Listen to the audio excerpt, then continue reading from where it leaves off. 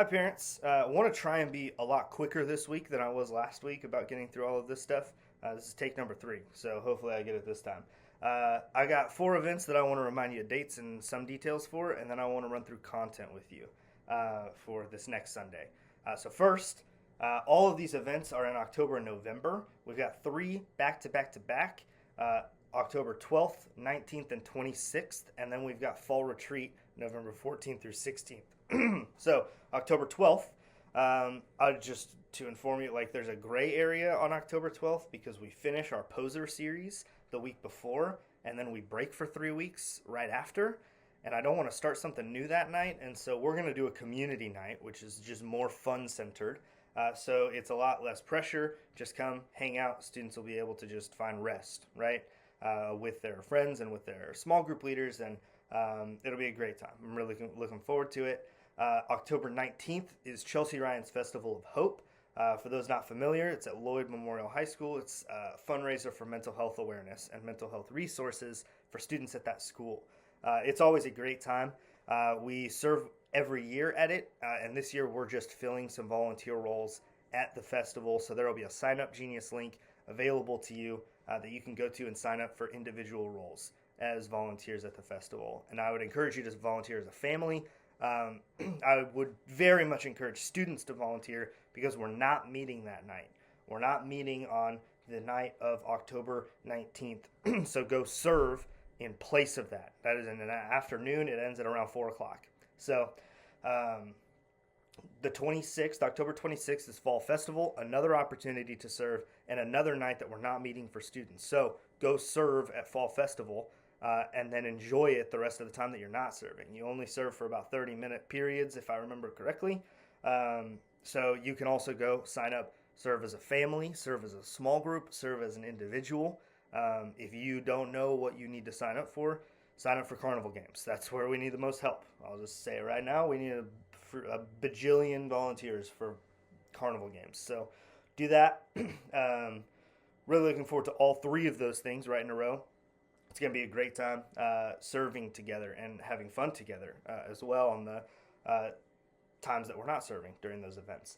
And then Fall Retreat, November 14th through the 16th. Again, more details on that are going to come the later we get into September because the registration runs from October 1st to October 31st. So be wary of that.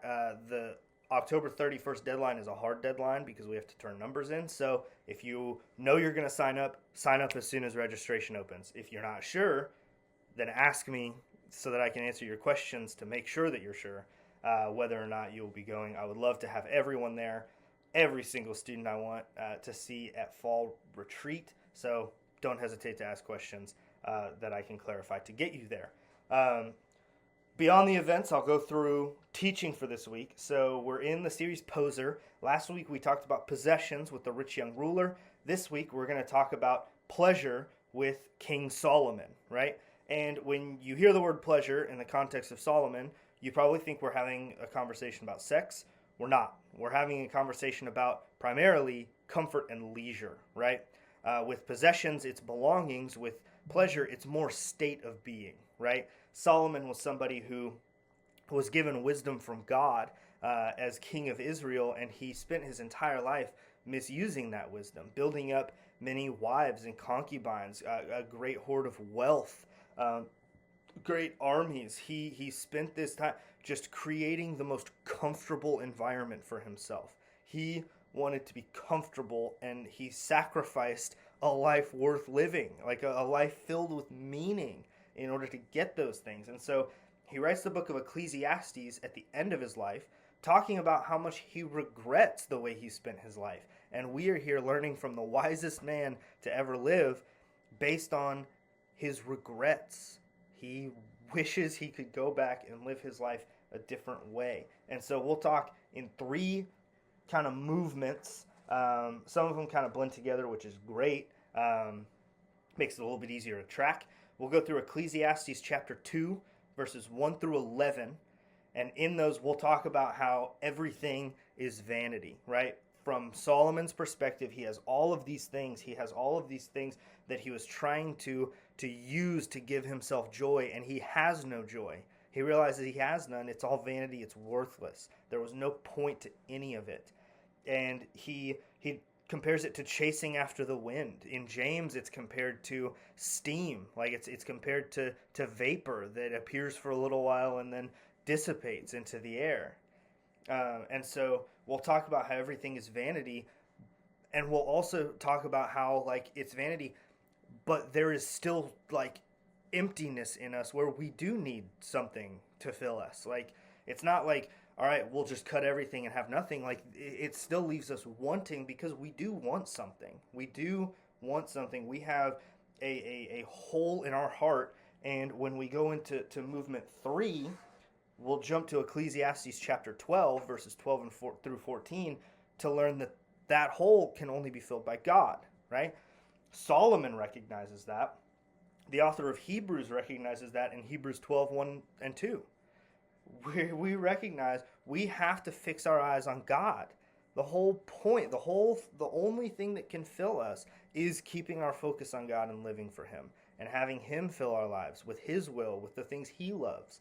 Then we will find joy. Then we will have what we were looking for. And so we come down on the bottom line.